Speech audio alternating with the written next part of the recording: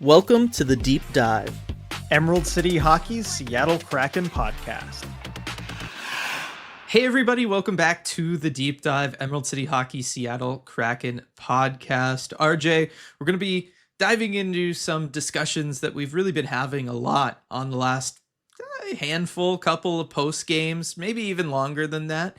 Just some talks about, look, how the Kraken can improve themselves, and also how kind of what direction the Kraken are going in right now, what's kind of at stake for them this offseason, and just, look, should they be winning these games at the end? Should they not be winning these games? Everybody's got kind of an opinion on that. If you're team tank, you're not team tank, kind of what's going on there. And we just kind of thought we would present both sides of that and kind of go over them both, because it has been such a big part of the community discussion here towards the end of the season. Exactly. I think the community at large is maybe kind of conflicted about these games that are left on the schedules. The Kraken have 11 games remaining, and there's team tank, there's team let's try and win games. And I think both are quite legitimate, but I think we'll take a deeper dive today into what's at stake really in these 11 games, what wins and losses mean for the Kraken. Yeah, no, definitely. And that should be good. And I can't wait to get to all of that, as well as just some general updates on the Kraken and how they've been playing, and some things that need to be discussed there. But of course, first, gotta thank our wonderful sponsor, Rico Tessendor, the law offices of Rico Tessendor, for sponsoring the podcast. As always, RJ, I've gone through a significant life-altering event here in the last 14 hours or so, call it. It's a pretty significant one. Whether you think it's good or not in today's modern world, our phones have really become an extension of ourselves. Wouldn't you say, RJ? Certainly in our line of work, right? Especially in my case. Yes, I know my wife would certainly tell me that. Yes. Yes. And I had an accident yesterday, and my phone definitely took the worst part of it all. Oof. For those watching on the video version, on the video version there, you can tell the screen looks healthy, not at all. So there's that, and so it got me thinking, RJ. I was like, do you foresee a future in which these things really do start becoming, from a legal standpoint, an extension of ourselves? And if so, can we get to a point where I can call upon Rico to sue myself for being clumsy and dropping my phone last night?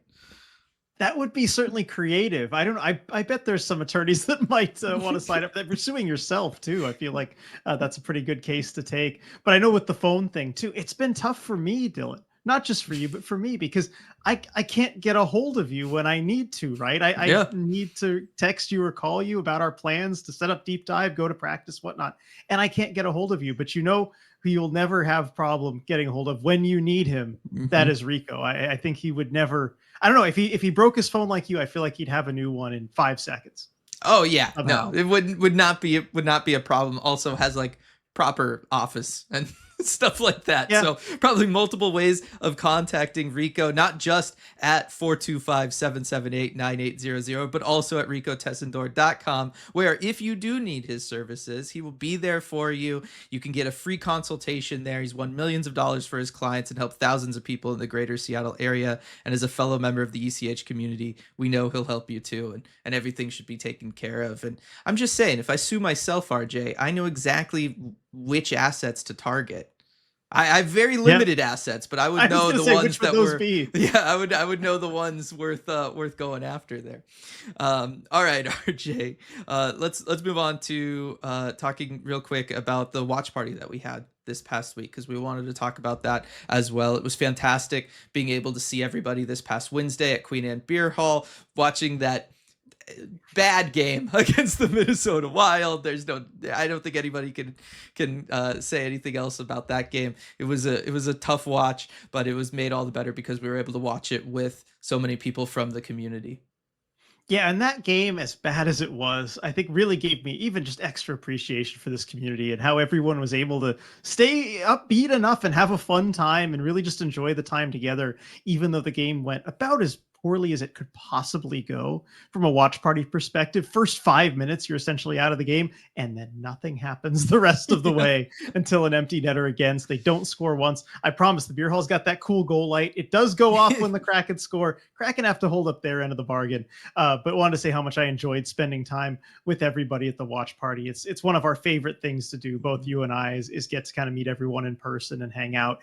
And I do want to give a special shout out to Chuck and Shannon for making, and you can see them on the video version, I'm holding one up, these Kraken bingo cards, which kept us all entertained throughout the whole game. And we needed it in that game Yes. for sure. It gave us some things to look after and root for, but they were a total hit. Everybody loved them, and just wanted to give them a special shout out for really adding to the watch party. Yeah, it was a reason to stay engaged with a game that otherwise really didn't seem to want you to be engaged with it. It was Waiting for Devon Shore to get a point or the net to become dislodged so you could complete your bingo. I mean, those are fun things. Like, I thought the bingo cards were exceptionally well done. Great, like, kind of, I don't know, what are they, topics, whatever you would call them for the squares, I thought were exceptionally well thought out from Chuck. I just think it was a fantastic thing there. And so definitely want to give a shout out for that. And also real quick, just talk, look, we've got another watch party coming up at the Moss Bay Hall location on April 2nd for the Kraken game against the Vancouver Canucks, which there might be some stuff worth watching about later that we'll talk about towards the end of this podcast. So, but it would be great to see people there. And I know one of the things that was discussed on Discord and on the post game live after that watch party game was if bingo cards are there again, we put one aside, and that's the Discord bingo card. Ooh, I like that idea. And then everybody who can't quite make it or lives in different places can kind of participate at the watch party as well. That's fun. I really like that idea. And I know, was it Stratic? Somebody posted a bingo card to the Discord last time. I just thought that was a great idea. Yeah, no, everybody was having fun with that. All right, on to the Seattle Kraken, RJ. We have a couple things to kind of touch on here first before we get into the bigger, deeper conversations on the deep dive. First one being a Chandler Stevenson update. Yes, so we do have a little bit more clarity on Chandler Stevenson. I mean, we talked about the Minnesota Wild game during the watch party, and sometime during that game, he got hurt. None of us could really tell at the time what exactly it was, and it was still kind of murky from the team as there was no update over the last couple days. But the Kraken did come home to practice today. Dylan, you and I went to that practice this morning, and we saw Chandler Stevenson. He was on the ice. He was on rink 2, so he was away from the rest of the team practicing, but he was getting in some individual work. He was wearing a red no contact jersey, so that tells me he's still maybe a couple steps away from practicing with the team and ultimately returning to the lineup. And then Coach Dan did give us an update as well. He said that Stevenson is day-to-day with an upper body injury, and so it's the first step of that progression coming back, skating by himself in the red jersey, but seems like he might have a little ways to go. Yeah, it does. When the player is skating kind of on their own like that, isn't it kind of strange to see him in the red no contact jersey? Like, who's going to make contact? I guess, well, they did have the dummies out there and That's the jerseys true. and everything. You got to make sure they don't go check Stevenson. You never know. There is a coach. Yeah, there is a coach out there with him. I mean, if Matt Lark wants to come charging in and hit him as part of a drill, I don't know why he'd be thinking that way, but just make sure. Yeah, I was gonna say, you never know when one of those the practice dummies, the shooting dummies, is going to come alive like a children's movie and would need that gentle reminder not to hit the injured player. But that I thought was interesting, that they would kind of give us that he would be wearing a red no contact jersey despite the fact that he was not actually skating with other players. I just thought that was kind of worth noting and talking about. But otherwise, it sucks. Injuries suck in hockey. It's just kind of the way it is. We'll see how how he progresses. There's not really a huge reason for them to push him. They're cracking her out of it. This is the kind of year where you can afford to take it slow, make sure that a player like Chandler Stevenson is healthy, entering the offseason, are certainly going to be 100% and good to go for next fall. So we'll see. But in the meantime, RJ, it has meant that a spot in the top 6 down the middle has opened up. And that has been something that we've been kind of keeping an eye towards for a while with players like Shane Wright. Well, basically just Shane Wright, actually. And could he step up and fill that role? And in Chandler Stevenson's absence, he has been. Yeah, and this is something that we've wanted to see for a while. This isn't the way that we wanted it to happen. We were Right. hoping the team would just kind of do that of their own accord, that nobody would need to get hurt. But it does open up a pretty significant center spot there.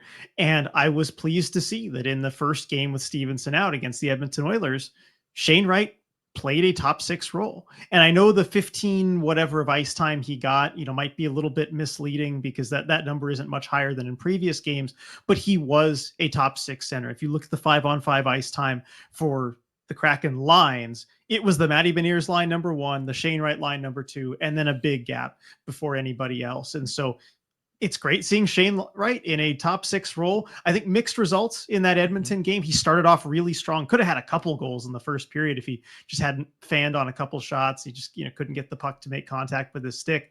But this is the kind of usage we've been wanting to see for him. And you don't want Stevenson to be out any longer than he needs to be. But in the meantime, I hope we continue to see this for Shane. Right. And I don't really see why we wouldn't see it from Shane Wright. Like this just seems kind of like the perfect spot for him to get this opportunity. I mentioned, right? There's no reason to really rush Chandler Stevenson back because these games that you're playing almost have no stakes to them. We'll talk a little bit later about what is actually at stake with these games. But that kind of applies for everybody, right? It doesn't just have to apply to a player coming back from an injury. It applies to all of these guys. We've talked about this with Yanni Newman, and a reason to keep him up at the NHL level is you don't have to worry about burning the year off his ELC. So you might as well give him these NHL reps where he can just kind of go out there and figure things out. And it doesn't feel as do or die. You have to be picking up points every night. You have to be marching towards a playoff spot. You can't afford to, go through a slump, anything like that, because you're out of it, right? Like you're just playing out the season to an extent right now. This is the time of year to see what young players have, what guys in different roles and situations can bring to the table so that the coaching staff, the front office can have that information going into training camp for next season, and they can start game planning for things there, and they'll have that information over the off season. So you might as well have a guy like Shane Wright in a spot like this. Obviously, the injury to Chandler Stevenson makes it happen. Like you said, it's not how you want it to happen, but I'm glad that we're seeing it. I'm with you. It's kind of a one-game sample size, not too much to go off of there. Thought the same thing. Started off stronger than maybe he finished. I think bottom line is it's going to be a new position. It's going to be a new role for him. It's not so much a new position. It's a new position in the lineup. And I don't think that we should be totally surprised if it takes him a little while to get used to that, to acclimate to that, to, figure it out. Just the fact that he is going to be playing against tougher competition than he has been used to, the fact that he is going to be getting different shifts in the lineup and different situations out there. I do think that that's probably okay for us to see. I mean, we're used to seeing him be the first guy out there after a special team shift, because you have guys higher up in the lineup that were maybe out there during that spot, and same goes for the other team. And so you throw out Shane and he can kind of feast against the matchup against the bottom six from somebody else. Didn't really see that a ton in that Edmonton game. We were seeing other lines get those shifts that Shane normally gets as kind of extra shifts, so to speak, but they were always against really, softer competition, we'll call it. Not seeing that now. And so I think that it's good. It's a good, learning experience and opportunity for him. But I do wonder if we maybe see it take a little while before he kind of ramps back up to what we had been seeing from him the previous 20, 30 games. And I think that's to be expected. That's all the more reason that I've been, kind of harping on this the last couple months, is that I think there is a learning curve when you move up to a bigger role like that. You take on some better competition. And I would really rather see Shane go through that learning curve, go through those growing pains right now when the games are relatively inconsequential, rather than next season when every single point matters and you're fighting to try and be relevant in the playoffs and all that stuff. I'd want to see him go through that now and get that out of the way, and hopefully also have some games, some reps to think about it in the off season as well, to think of, okay, what can I do better, to look over the film in the areas that you did struggle and work on that and be better, because I mean, that's what the best players always do. And Shane's no different. So I'm glad to be seeing it now. And I don't think we should expect just a seamless transition to a bigger role. this is all what it's about. And I mean, this is what we've been talking about for months. John Forsland Yeah. mentioned it, talked about Eric Stahl and kind of what he had to go through at the end of his rookie season to take that jump the next year. I think it's the same for Shane. Yep, exactly. Great call there with what Forsland had talked about. And then that isn't the only kind of change in the lineup that we've seen here recently, RJ. Matty Beniers has kind of stayed in his same spot, 1C on paper, certainly getting some bigger minutes now with Chandler Stevenson out. He's going to kind of become the more veteran of the top 6 centers, so he's going to get really draw those matchups. But we did see a change to the line mates that he's got, or at least one line mate that he has, and it's been pretty interesting and it's been fun. It's been really fun. I think this has been the most fun part of covering the Kraken over the last few days, has been this new line, Matty and the Finns. So Matty Beniers with Capo Caco, that stays the same, but Jaden Schwartz moved off of his line and Yanni Newman there. And of course, Schwartz going down with Shane Wright in the familiar spot with Schwartz and Eberle too, which I think is good for him. But you have Yanni Newman, the rookie, coming up and playing with with Matty Beniers and Capo Caco. And it was fun hearing Dan talk about this a little bit today. And we talked to Matty, we talked to Dan, and Coach Dan was asked about what the thinking was behind that decision to put that line together. And he said a lot of it was language. Having Yanni Newman, the rookie, with a fellow Finn and Capo Caco, he says really helps communication wise. And I thought that was really interesting. I asked Dan, how much really does that make a difference as far as communication on the ice? How much are they talking? What kind of ideas are they getting across? And he said it does really make a difference when you're fluent in a language versus, and look, Yanni Newman knows English, he can understand it, but he's not totally fluent in it in the way that we are. And so it does make a difference on the ice because there's just so many thoughts there's so much communication going on there at any given time. And then Dan said also, especially where it makes a difference is on the bench.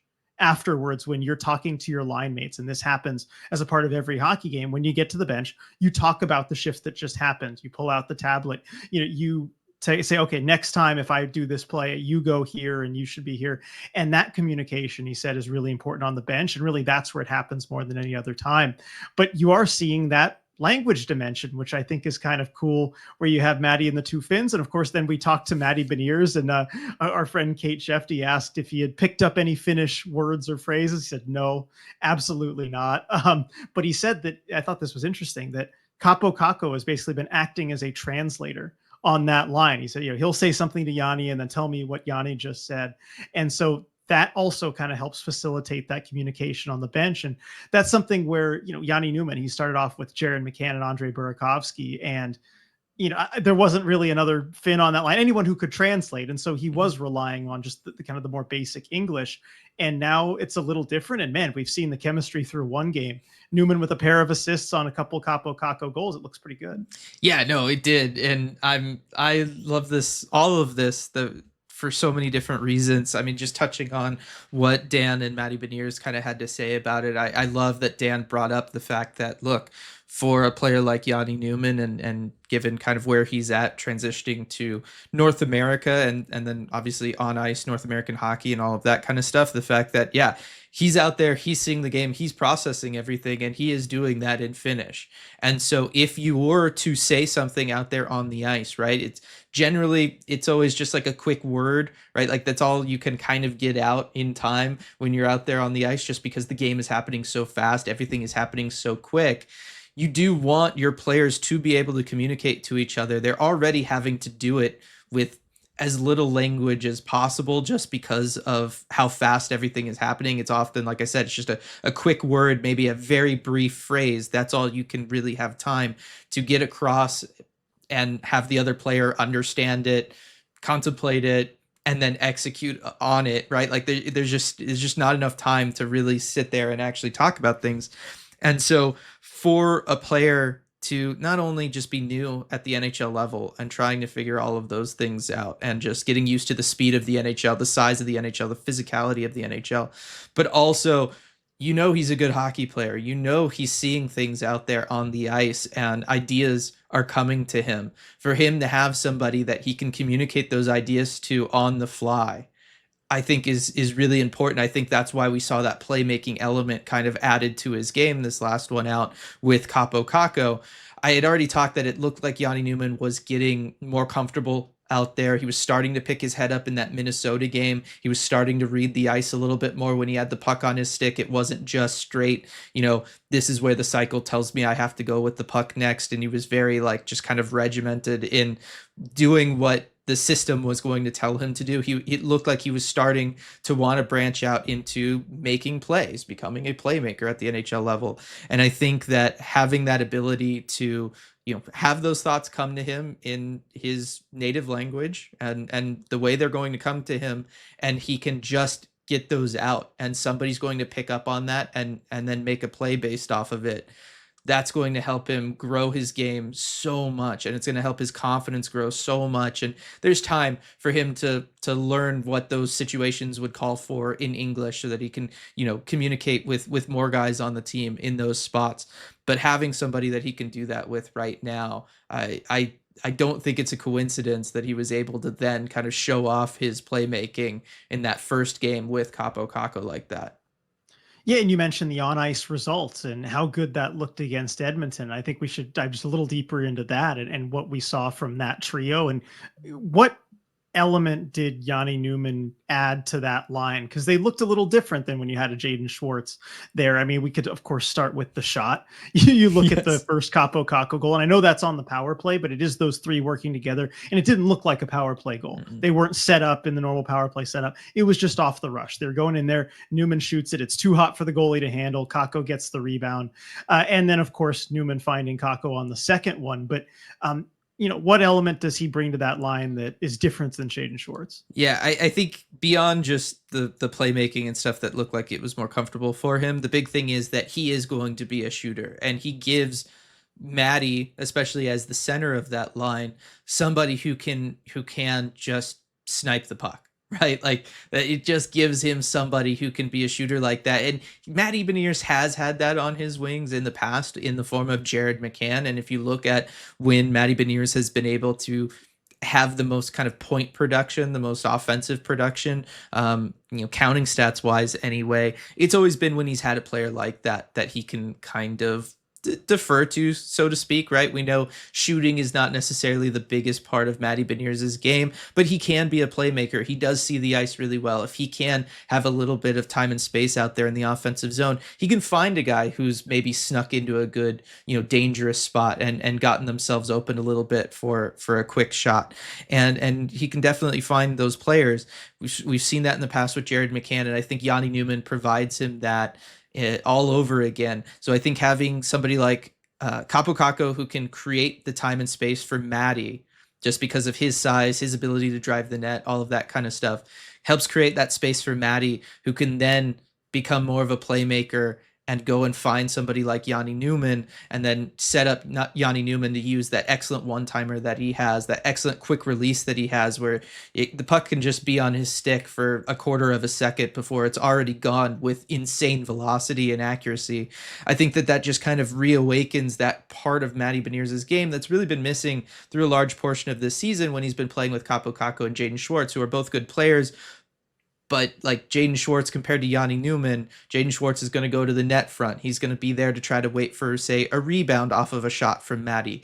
I just think Matty is more built to be a playmaker. Having somebody like Yanni Newman who's going to be the one taking the shot, and then Matty can just go and follow it up by charging the net, something that he can do. And we saw on the first, was it the second Capo goal or the first Capo Caco goal? Yeah, where Yanni Newman takes that shot, and because Yanni Newman's shot is so strong, so powerful, it creates a rebound. Goalies cannot handle it easily. Stuart Skinner leaves that rebound. Matty Beniers' first one there. He tries to drive it home, is able to just get a piece of it, keeps it loose, and then Capo Caco is able to put the rebound home. But I think those situations are just a lot more natural for Matty and to some extent Capo Caco as well. And I think that having Yanni Newman just as a sniper on that line really opens up what those two can do from a, offensive production standpoint.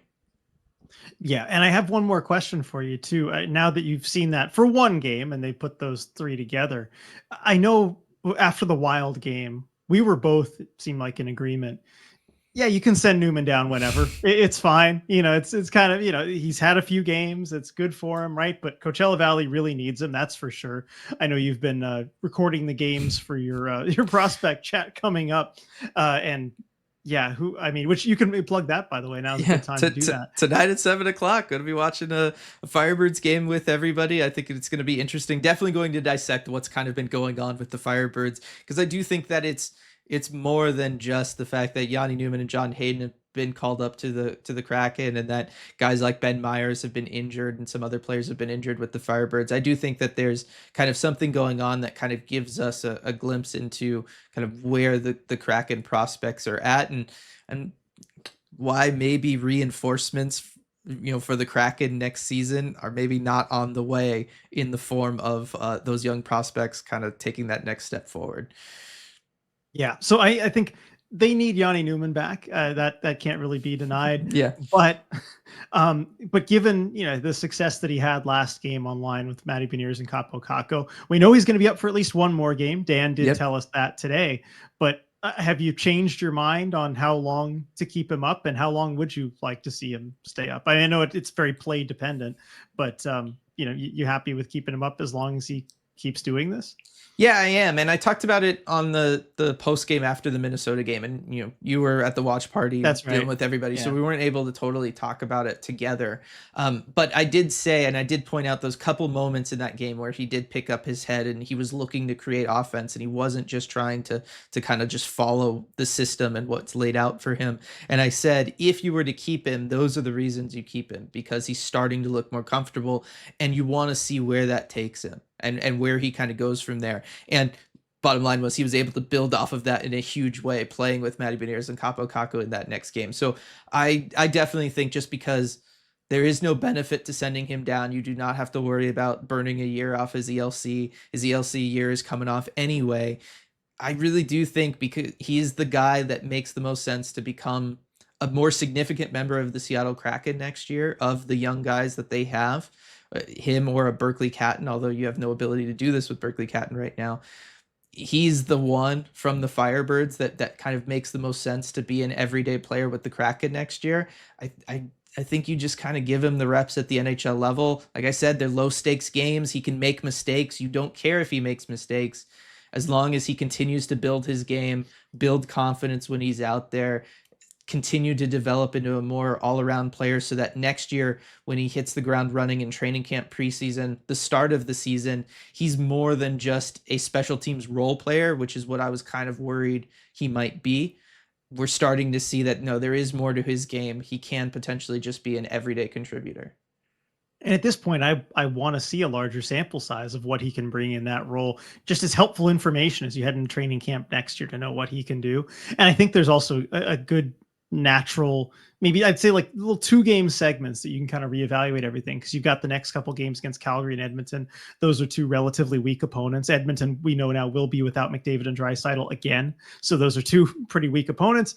And then you have the 2 against Dallas that are very strong opponents, but a very strong opponent, both at home. And I think you can kind of reevaluate after Calgary and Edmonton, then reevaluate after the 2 at Dallas. Then you go on that 5-game road trip, and you could say, I mean, heck, you could even go down Vancouver, San Jose, at LA, and then just drop him off. Yeah, just leave him in SoCal. Exactly. Yeah. No, I think it would be interesting. Any kind of closing thoughts on the line from you there, RJ, before we move on? Not really. I guess just on the 2 lines we talked about, I'm so happy to be finally seeing this. It feels like we've waited a while, but this is what it's all about. Late in a season that's kind of lost from a playoff perspective, these are the kind of things that are fun, that you can get fun out of watching each and every game, because you can watch the young players in the future together. And I'm happy we're at least getting this now. Yes. Even if it didn't seem like it's by choice. I mean, I don't want to harp on that too much, but it reminds me of what the reported Churchill quote about the Americans in World War II. They can always be trusted to do the right thing once all other possibilities have been exhausted. It feels a little bit like that, but I'm still happy to see it. Yes, it does. But no, it is good to see. I've been, we've been hoping for this for a long time. I obviously have wanted to see it for a long time. I want to see all the young kids kind of brought up, see where they're at, and go from there. So it's been very exciting. Now you were talking that nothing at stake from a playoff standpoint, RJ, with these remaining games left in the season, but that doesn't mean that there's truly nothing at stake for these games left here. There is something else at stake, RJ, just kind of in the opposite direction of the playoffs, and that is, of course, draft lottery seeding. Yes, and it sounds very exciting. I know, everybody, draft lottery seeding, but really this could be extremely consequential for the long term of the Seattle Kraken. And we're seeing the very beginning of some of the results of it. I mean, back at year one, right? They played that meaningless game against the Winnipeg Jets in Winnipeg to close out the season, making up for a game canceled. I think it was because of a blizzard. And, if they win that game, you don't have Shane Wright. You've got a Cutter Gauthier or a Jiricek or somebody else. And that is a big difference on the franchise and where they're at right now. And you could have similar stakes here as the Kraken close out their season. They've got 11 games to go. And I want to be clear about what this segment is about and what we're doing here, because I think there are multiple perfectly legitimate ways to approach this as a fan. And we've heard a lot of this conversation. We feel like there's a lot of, conflicted people between Team Tank, who are just kind of rooting for losses the rest of the way, draft position above all, and then people who want wins, because we all want the Kraken to win generally. And, we want to be able to enjoy that. And I think both sides are very understandable. And we're not here to tell you which thing to root for. I think we just want to explain what the situation is and realistically what's at stake for the Kraken in these final 11 games and what the wins and losses mean. Right. And that they don't have to be mutually exclusive. Like, that's the other thing that I don't totally understand, is like, I do feel like there is a middle ground where you can root for the team to play well, right? You can root for competitive hockey games from the Seattle Kraken. You can root for the young guys to continue to progress and develop. And at the same time, if they lose, it's not that bad, actually, right? Like you don't have to feel bad if they go out there and they play competitively, but they lose, right? We've talked about that in the past. Competitive losses are acceptable kind of throughout the year, but especially this time of year when you are in this spot that the Kraken kind of find themselves in. I very much understand people, it is a weird thing to be a fan of a sports team, right? A fan of a team of professional athletes whose entire job is to go out there and compete, right? To play in competition against each other and then be like, I want my guys to lose.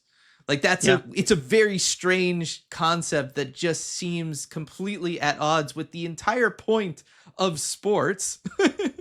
Yet we have decided to create systems in which that is rewarded at the end of the year for teams that are not going to be in the playoffs.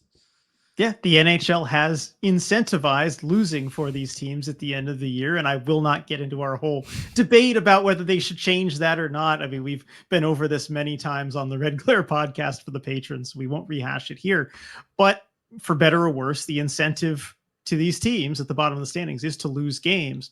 And so as the Kraken approach their final 11 games of the season, they are in a position where losses can matter a whole lot for draft position. I think it's good to just first explain where they are in this. So I'm going to talk about it as far as good, bad. The top is the bottom of the standings, essentially. It's kind of reversed here. But you look at the top of the lottery odds and you have San Jose and Chicago, and nobody is catching them. No. They have a big lead on everybody else. They're far below everyone else in the standings. So San Jose and Chicago, in whatever order, 1 and 2, they're pretty much locked in.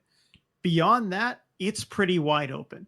You have Nashville at 60 points, Buffalo at 62, and then the Kraken and the Philadelphia Flyers at 65. Then there's a bit of a gap. You got Pittsburgh, Boston 69, or Anaheim 68, Pittsburgh, Boston 69. So those are the teams that you're looking at. And the Kraken, I think realistically, could finish anywhere as high as number 3 and as low as, if they really take off, could get down to 10, I'd say, as far as the lottery odds. And so that's a pretty big gap, right? Ultimately, third pick, or I guess I'll explain that a little bit later as far as how the lottery odds work and what's most likely. But, third best lottery odds to 10th. That's a pretty big gap there. And it's all going to depend on how many games the Kraken win, how many points they get the rest of the way. And I think realistically, that third spot, if they really lose a lot of these games, you lose to Calgary, you lose to Edmonton, Dallas ones might take care of themselves. you have a realistic shot at that third spot, especially because Nashville actually has a winning record in their last 10. It just feels to me, Dylan, and you can tell me if you agree or not, like anywhere in that range is kind of wide open depending on what the Kraken do. It does feel that way. Like I do wonder if 3 is really going to be on the table for them, kind of being that high. Maybe 4 is a little bit more realistic. Just like I don't know that they would really kind of win their way all the way down to say 10. I think it's one where those are still within, very much within the realm of possibility, but I think more realistically we're looking more at like a 4 to 8 range. I think that's probably the stuff that's more likely to happen, just because of the nature of these things. We generally do not fly up or down to the extremes of the range with this group. That's just kind of not how this group works. So I guess it's more kind of that difference between like 4 and 8, but that can still be a substantial difference when you are talking about, where you end up picking in the draft. And no two draft classes are equal, but we have spent time talking about how this year there does seem to be a top 4 and then a tier drop off for the players that then kind of fill out the rest of the top 10 from there, and how that can make a significant difference for the Seattle Kraken. I think the Shane Wright one is a great example of that. Is they were able to get a top tier, potential player in Shane Wright versus some players that have struggled to kind of figure it out. One is already on their second, or both are already on their second organization in the next couple picks there in that draft. And it can really it really can just sometimes be that simple, that just picking higher just is worth it. And again, because of the way the system is structured, that incentivizes you to lose games or to want your team to lose games down the stretch, as kind of horrible as that is and how it sounds.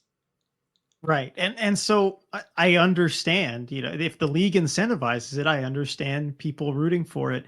But I think we should be clear on what exactly this means, because we've talked about this draft class kind of having a clear top 4. I think the 2022 draft class, the Shane Wright draft class, really good comparable there that you brought up, because at least looking back at it in hindsight, you had that top 4 of Slavkovsky, Nemec, Cooley, and Shane Wright. And it feels like those guys, I know Nemec has had a bit of a rough start, but certainly with the forwards there, Slavkovsky, Cooley, and Wright, it feels like they have been a cut above the rest of the next 6 or 7 picks and the players that are there, and that maybe some of those guys will turn out to be better, but certainly the timeline at the very least is pushed beyond what those top 4 guys are, who were ready now 2-3 years later to step in and be impact players the way that Slavkovsky has been, the way that Cooley and Shane Wright are really starting to be and coming into their own. And I think you might see a similar thing in this draft class, but of course, Dylan, you're the draft guy, you're the prospects guy. You've studied this way more than I have. Tell everybody what the difference is between, say, one of these top 4 guys in the draft class versus somebody you could get at maybe 6 or 7, in terms of what those players project to be ultimately, and also the timeline. When can they actually help the Kraken? Yeah, because that's another thing. As the Kraken are kind of marching towards trying to be competitive in the near term, entering year 5 of a longer build, we're seeing players like Shane Wright, Matty Beniers, Yanni Newmans, even second round picks now coming in and making a difference for the Kraken. Timeline does kind of factor into all of this. I think, top 4 players, I've been talking about this for a while. It very much feels like a top 4 that are a cut above everybody else in this draft class. And again, caveat, warning, whatever, asterisk, you never know when it comes to drafting, right? Like it is still at the end of the day a dartboard throw. The difference, I guess, in that analogy would be how far away from the board you have to be to throw the dart, right? Like the closer to picking first, the closer you are to the board and being able to hit the bullseye. So, or really that triple 20 spot, because that's the better spot anyway. Know your darts. I know my darts. So that's kind of what's going on here. I want to say that, like, I believe that these top 4 players are better than the rest of the class. It seems like general consensus is that as well, but that doesn't mean that a kid drafted 21st isn't going to turn into the best player out of the draft class. It happens. That being said, the top 4 players in this draft class, I'll kind of go in like order of how I see them. Number 1 would be Matthew Schaefer, who's a defenseman, and Matthew Schaefer, and he's he's probably the best defenseman that we've seen come out that's been draft eligible in a little while. Certainly, if you're somebody who's a fan of defensemen who can move the puck, like this really does feel like the first time that a defenseman can kind of legitimately go first overall and be like that guy since Rasmus Dahlin did in 2018. And just the fact that I'm even saying his name up there with Dahlin, who's one of the top defensemen in the NHL right now, should kind of give you an idea of what that means. Matthew Schaefer really is. Schaefer is definitely an offensively minded defenseman. Like, he needs to work on his defensive game, that kind of stuff. But he has that star power. He has that ability to go out there and one day play 25 to 30 minutes a night at the NHL level, to be a guy who can produce from the blue line, can drive play from the blue line, can be the thing, the person that your offense runs through. Think of like a Quinn Hughes or a Miro Heiskanen in Dallas, right? That guy that is just kind of the linchpin that kind of oversees the defense from the offense from the blue line and kind of dictates how everything's going to go, kind of as a real field general out there. Schaefer has that upside to him, and that's something that is just incredibly rare. It's something that does not come around very often. It has been something that when you see it in a defenseman, they generally become high picks. Those guys I've all talked about are all very high picks, and more or less it translates to the NHL level, because when you're just talking about hockey smarts that are that high, it translates. And so Schaefer absolutely has that. Obviously, he needs to work on his defense. Most young defensemen need to. I don't know how great he can be defensively, but he's never going to be bad defensively at the NHL level. But you're looking at just substantial defensive upside that could place him in a group of very limited people in the National Hockey League and really give you that stud on the back end. So I think he's number one in the draft just because of that. The positional value and how special a quality that is. The next player in this draft for me is Michael Misa, who I just think, again, hockey IQ is like off the board. Somebody who has an incredible motor, has beautiful playmaking and a beautiful shot up front. This is a centerman who can just go out there and do everything that you need him to. Like I said, he has that motor. He has the forechecking motor, which you love to see from a guy who's a goal per game player in Major Junior. Just the fact that he is not just out there to collect points and just boost his stock based off of his offensive production. He also wants to go out there and do the little things, and he wants to just make his team win whatever hockey game they're playing in. And I think that that's a beautiful quality to see. He's a player that basically has like nothing he needs to work on. And this has been kind of a thing I've seen pop up on a couple scouting reports, is just like, I don't really know what to single out as like the thing that he needs to work on, because he's just kind of good at everything. But he is definitely the player in this draft that has the highest hockey IQ amongst the forwards, is the one that you could see being one day that, better than a point per game player, over 90 points, 100 points, whatever that production is going to be in the NHL. Misa is the guy for that. And then I think there's a slight drop off to like a James Higgins, who's been, was very much hyped going into this season, and maybe kind of hasn't totally lived up to that hype. Size is a little bit of a concern with him, but his skating is so beautiful. His ability to get in and out of his cuts quickly and pick up steps on defenders is gorgeous, and it's great to watch. And I also think, despite his small stature, we saw him at the World Juniors playing for Team USA. What was he doing? He was scoring a lot of goals down there in the blue paint. Like, he really knew when to just kind of dive in there and get his stick on the puck and be able to drive it home, despite the fact that he doesn't have a lot of that size. Great puck control. Love to see that kind of stuff from him. I think he's, again, another player that has that like first line upside. Like, you see a player who is smart enough and skilled enough to have actual NHL first line production, which is just, it's a hard thing to do. There's, not every team in the NHL has those guys. It just tells you how limited it can be.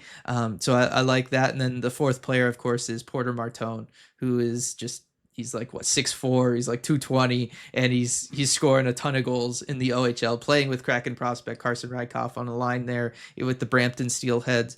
And with him, it's more so like you're just looking at a power forward who can just continuously put the puck in the back of the net. There isn't too much to talk about there with Porter Martone. there's not a lot of depth to his game beyond that. But the bottom line is, if you've watched Kraken hockey, you've probably at some point said, hey, you know what would be great? A guy who's 6'4" who could score a lot. And that's Porter Martone. And so those are kind of like the top four guys. They're really the ones that have that star player potential that's kind of very obvious to see. It, you can see the path for them to reach those heights. You can see the path for them to reach that top line production in the NHL, which has just been something that the Kraken have been looking for a while, RJ. Yeah, and that any of those guys, really any of those four, would be a massive help to the Kraken long term, and especially if you get, I feel like almost there's just that top two really of Misa and Schaefer that Oh, could yeah. really be impact players that just feels so certain that they're going to hit there as really legitimate top two guys. That and that can make a big difference. And I think it's also worth mentioning too. I think now is a good time to talk about the lottery odds and maybe the details of it too, because if the Kraken do kind of lose out, let's say, and probably finish with the third, if they did that, finish with the third best lottery odds, a top three pick isn't guaranteed. In fact, the most likely outcome for them would be the fourth overall pick, just given how it works. You'd have, I think, about a 40% chance roughly of the fourth overall pick, and then, maybe 35 or something of a top three pick. That's just how it's weighted with the lottery odds. But the bigger chance you can get yourself of having a pick in the top four, the better. And realistically, to have any kind of decent chance at it, you kind of need to be in that 3 spot. If you even are in the fourth best lottery odds, you are at a, let's see. Well, actually, the fourth best spot, you still have, maybe 36% of a top 4 pick, which sounds crazy for actually having the fourth best lottery odds. But anything below that, and you're in the 15 to 16% territory. And so it's less likely, but it also does bump up your chances to move into the top 2. There are 2 lottery drawings, one for the first pick, one for the second pick. And the higher your chances are for those, you're going to be a big winner if you can win one of those top 2 spots. Definitely. And so it is one of those where it does feel significant. The higher the Kraken can finish when we're talking about the draft lottery standings and odds, so again, higher being worse from an NHL standings perspective.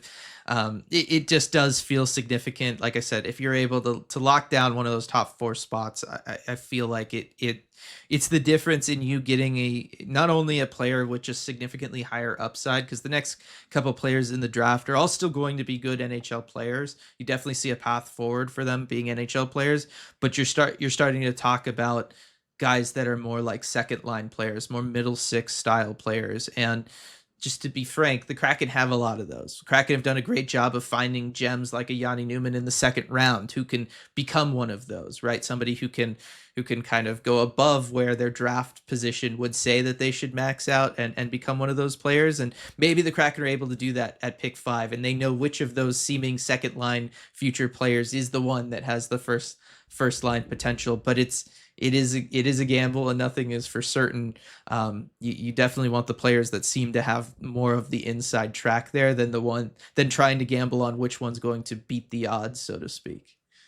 Exactly. And you look at, I just went 2020 draft, it's the first one I thought of, right? And you're looking at, the top 4, and you've got, Byfield, Stützle, and Raymond in there. Beyond that, you've got Alexander Holtz kind of struggling to, be a regular. Jack Quinn, same thing. Marco Rossi, really good second liner, maybe like low end first line upside. Cole Perfetti, same thing. Anton Lundell, kind of more of a middle 6 guy. And then at 13, Carolina, Seth Jarvis, if you're looking at the forwards, and that's the guy that hit. That's the guy who became a top line guy. So, out of those like 5 or something, you have one of them that's probably going to hit and reach that next level.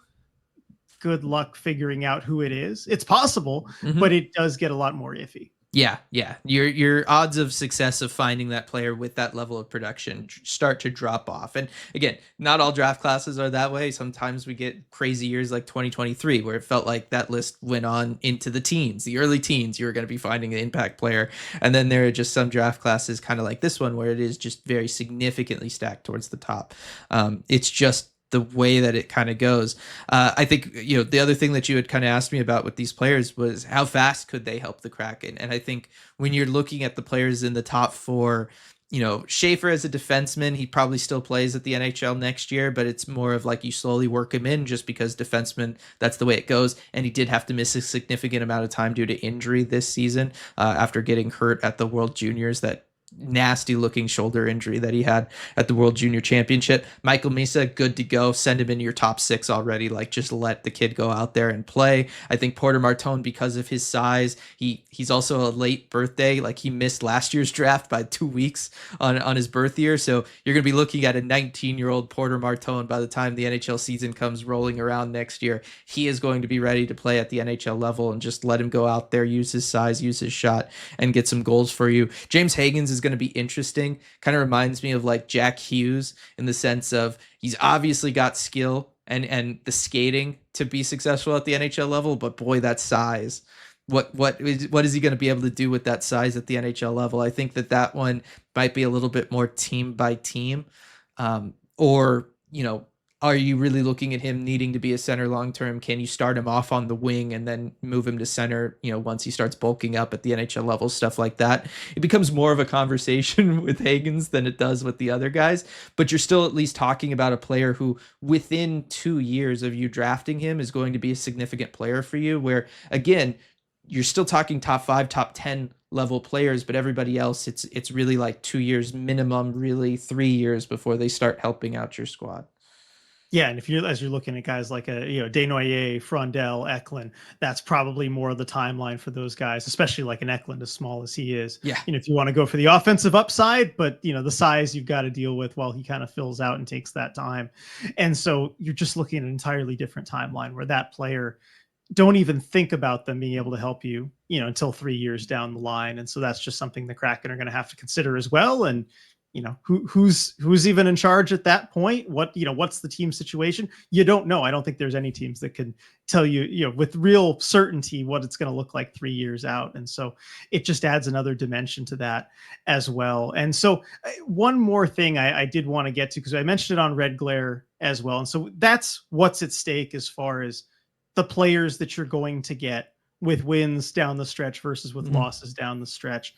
But I do think this year also does present, for those who are on Team Tank or maybe want to be persuaded in that direction, I do think this year presents a unique opportunity to finish in the bottom 3 of the standings without being just god awful, without going through the kind of pain and how bad a team the Kraken fans will know this just from year one. Like that was, that was a rough season, right? It was really rough. And so, I was looking this up and I felt like Nashville, they have quite a big, I guess, lead on Chicago on that second spot, if you want to call it that.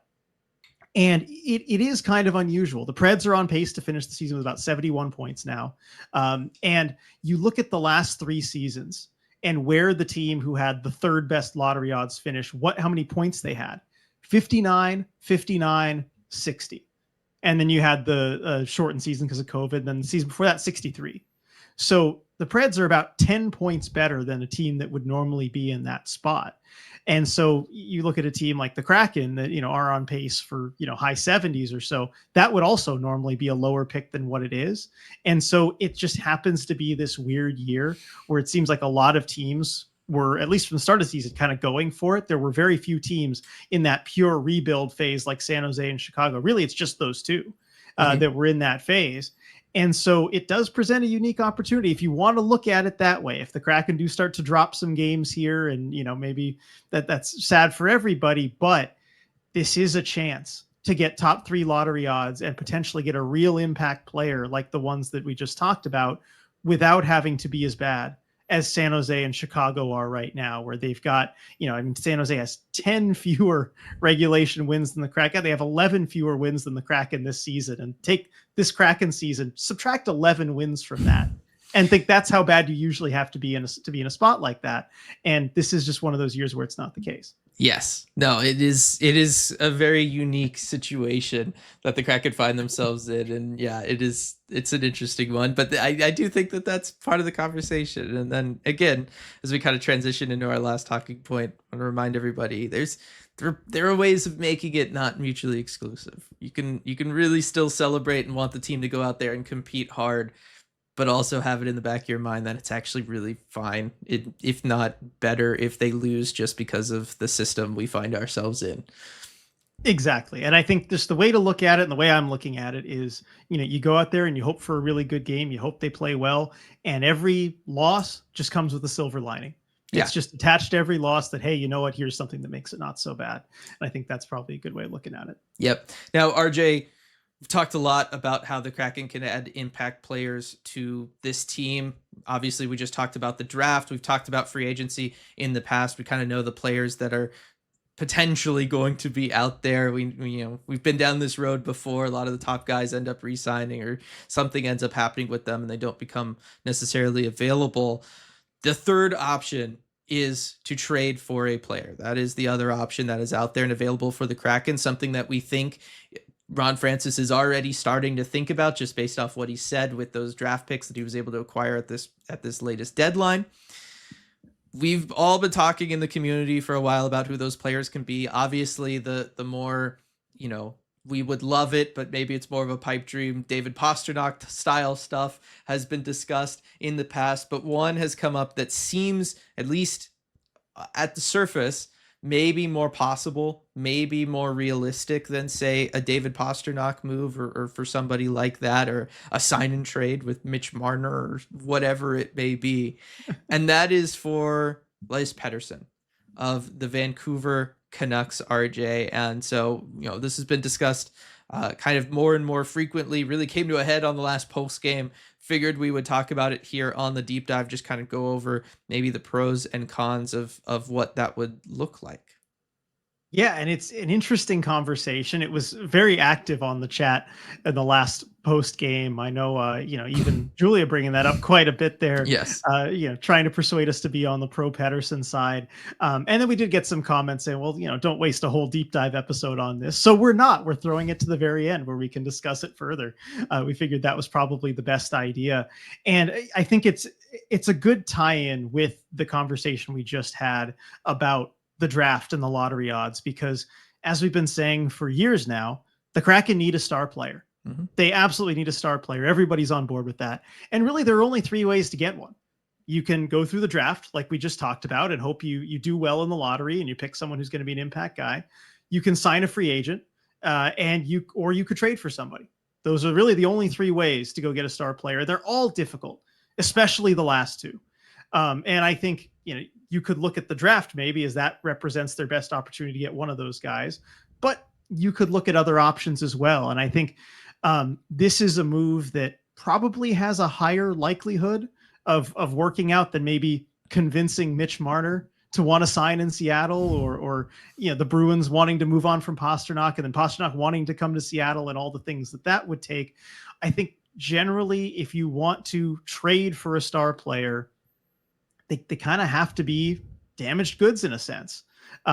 Players, Pettersson's age, I mean, he's 26 years old, that are former 100-point guys, just do not get moved unless there's something wrong. And clearly with Pettersson, there is something wrong. As you described it when we were watching him when the Canucks came to Seattle, I think you told me you have never seen a player before that just had such a dark cloud hanging over him at all times. And I agree with you 100%. He was not himself. He clearly just looks broken right now. But then that, begs the question, if they were to move on from him, are we willing to? Do you want to take that on and make it your problem, Dylan? Yeah, I'm not as on board with the whole Pettersson trade thing, and I've written down my reasons why, and I'll just kind of go through them quickly here. Look, you mentioned he is a 100-point scorer in the past.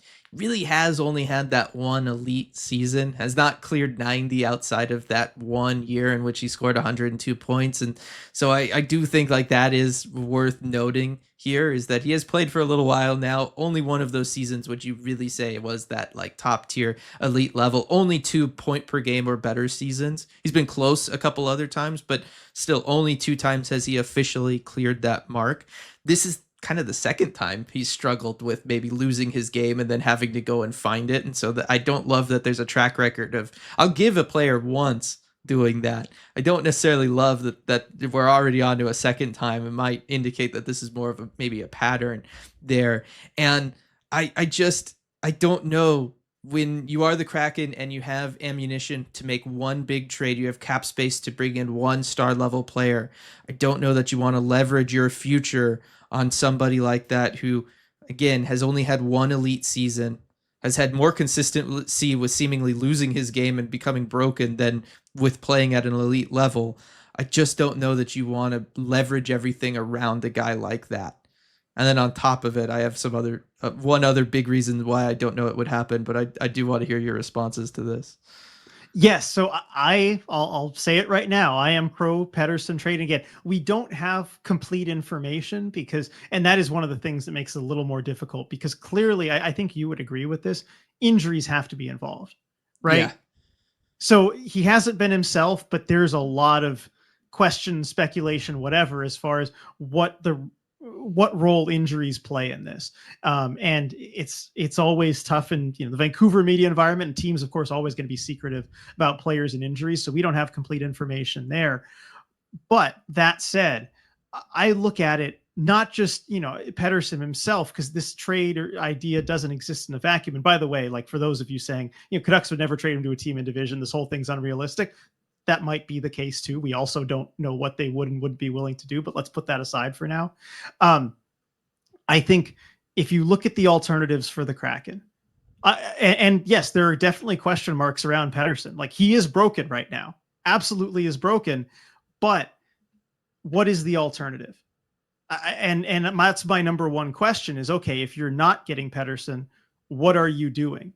What kind of player are you adding? And I think the answer is what, like Brock Besser and somebody. That's what we were talking about on the post game last time, right? You're getting one or two players who are less than what Pedersen could ultimately be. And I don't think, given where this team is, that's enough to actually make you a playoff team.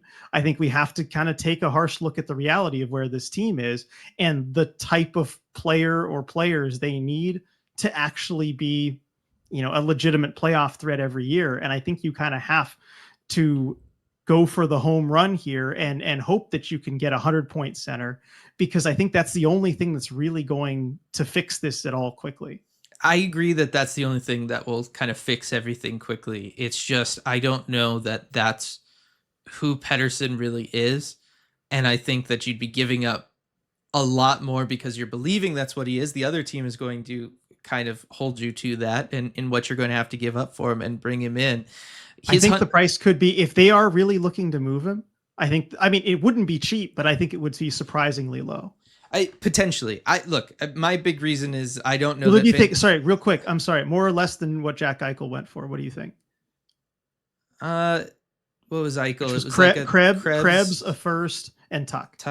So Tuck, like useful middle six winger. Yeah. Krebs, a top first round prospect. Yeah. And then a first round pick. Yeah, I think it's just so we're on the same page. Here. Probably close to that, like maybe a step down from that, but probably that's close what I was to that. Too. Just want to make sure we're on the same page. Yeah.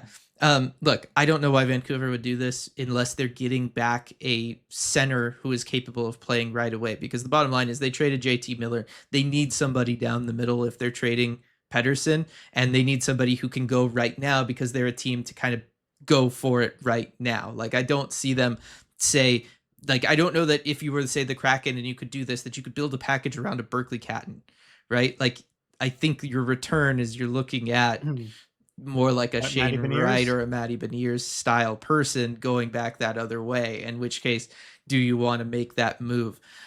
So that's kind of why I don't know that something like this is going to happen, because they seemingly, I don't necessarily buy as much into the whole drama between Pedersen and JT Miller in the locker room, but the bottom line was no team can exist with no centers. You can exist with just one, and they made the move to choose essentially Pedersen as the one when they traded JT Miller. So the only way they move on from Pedersen in my mind is if they feel like they're getting somebody of equivalent value to replace him in their lineup, or somebody who can just, be better than he is. So I just think that that's the only way that they're trading him. And I think that kind of rules the Kraken out, unless the Kraken are going to pony up, say, a Shane Wright or a Matty Beniers for him. I don't know if you agree with that or not. What about a Jared McCann? As a part of the deal, obviously, just him alone. I don't know. then there's a whole like history component well, yeah, to it then that I that's true. don't That know whole works thing actually. opens up. So Yeah, like it yeah, gets that's a very whole other specific. element. I just wanted to go back to that 100-point season that Pedersen Yeah, had, go because you're ahead. saying like that's what you're really targeting, and this is like potentially one of, if not the only avenue for the Kraken to add a player like that. Or the It- 89-point season last year. yeah, but You go like with either one of those. that 100-point season, you know who his most consistent line mate was, RJ? I mean, they didn't like load up him and Miller, did they? They did not. Was it Besser? It was Andrei Kuzmenko, who scored 39 goals in 81 games while shooting at a very sustainable 27.3%. Like, You don't think Pedersen's playmaking ability had anything to do with that? no, because it didn't like kind of around it as much. So I think that there was an element of his assist numbers. He's been very consistent goal scorer, right? In that 35-ish range, Pedersen. His assist numbers were massively juiced that one season, and I have to think it's because Andrei Kuzmenko shot at nearly 30% over 81 games. I mean, I think of Andrei Kuzmenko, and at least, I mean, I'm pulling up a video of all 39 of his goals that year, but at least the ones that I saw, and yeah, the second and third goals here against Seattle, of course, he's standing like a foot from the net, just about every single one of them. Uh-huh. Like that's where he scores all his goals, is just going to the net. And yeah, Okay. Pedersen, I mean, I'm looking at one where Pedersen just feeds him perfectly Yeah. backdoor. And yeah, you're going to shoot that high of a percentage if you have a center that can just find you backdoor like that. I mean, the Kraken need more players like, Kuzmenko there. I was going to say, like, I don't know. Those are moves, but those are moves you can easily make around. You could get a Kuzmenko essentially for free if you wanted to, over the last couple of years. But I think, really the element that's making it all work there is Pedersen and his playmaking ability. It still doesn't change the fact that Kuzmenko has been shooting in the mid-teens every other year. Well, yeah, because he just lives in front of the net. I know. Well, I'm just saying, like, it was a heater of a season. I got from you. Kuzmenko, okay. and it helped juice Pedersen's assists, and that brought him from more of a upper 80s point guy to a 100-point guy. I'm just saying, know that I really think that 100-point season has a pretty big asterisk. And that asterisk reads Andrei Kuzmenko, 27.3% shooting percentage. Okay, let's say he's a 90-point guy. He got 89, the season after that. Let's say he's a 90-point guy. Would that still not be worth it? I think you start getting closer and closer into why would you trade significant assets versus just, say, trying to go out there and pitch a Nick Ehlers. You think so? Yeah. The gap in talent isn't that big. Here's the other thing. I think that there is a gap in talent, but some of that is just built in as Pedersen is a center. Here's the other problem with all of this, especially if you're trying to craft a package where you don't trade one of Shane Wright, Berkeley Catton, or Matty Beniers. You have too many damn centers already. Where is Pedersen supposed to play in this lineup? What does it do to the rest of the lineup? Because if you're saying he's their star player, he's got to be top line. So what, Matty's 2C, Shane's now 3C forever. Berkeley Catton's going to center the fourth line. Like there's just so many issues with this that I just don't see it happening for so many different reasons. Well, chances are one of those centers is probably going to Vancouver as part of the return. Even still, Chandler Stevenson's your fourth line center while the two young guys are in your middle six. Well, I mean, Pedersen 1C, Shane Wright 2C, and I mean, we've both talked about how we could see Berkeley Catton flexing out to wing and maybe even looking better there. I don't see that as that big of a problem. And the other thing too with Pedersen is the age. Like he's 26 years old. Any free agent you're going to get, I'm talking Ehlers, I'm talking Besser, anybody. Ehlers is 29.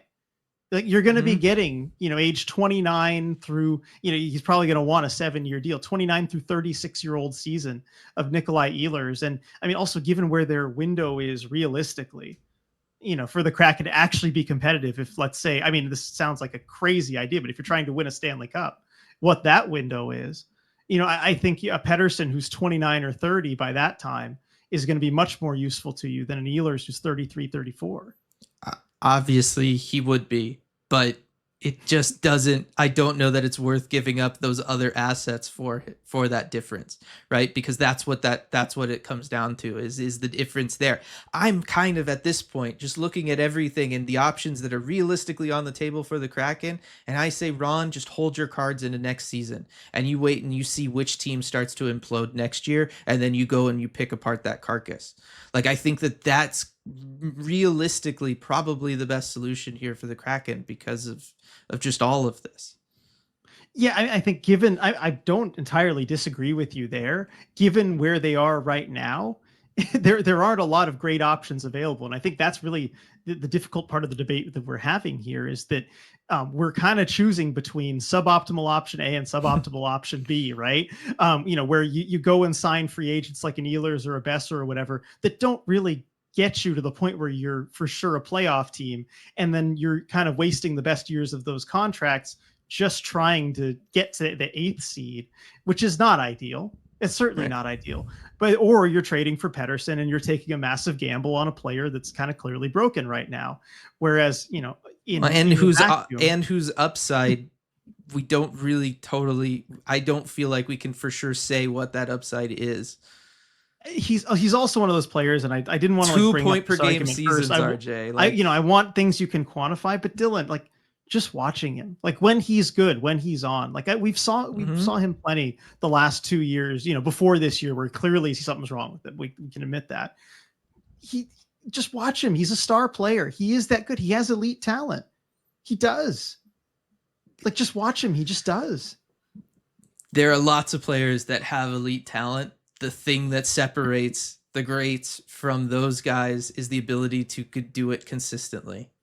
And Pettersson, to me, has not proven that he can do it consistently. It's so hard to address that without knowing like what the role of the injuries are. Cause it really would make a ton of sense to me that it's the injuries, that's why we're seeing what we're seeing. Injuries for the second time. Like again, he's gone through this before. We've seen other guys be injured. Austin Matthews is injured right now. He's still a 99th percentile player.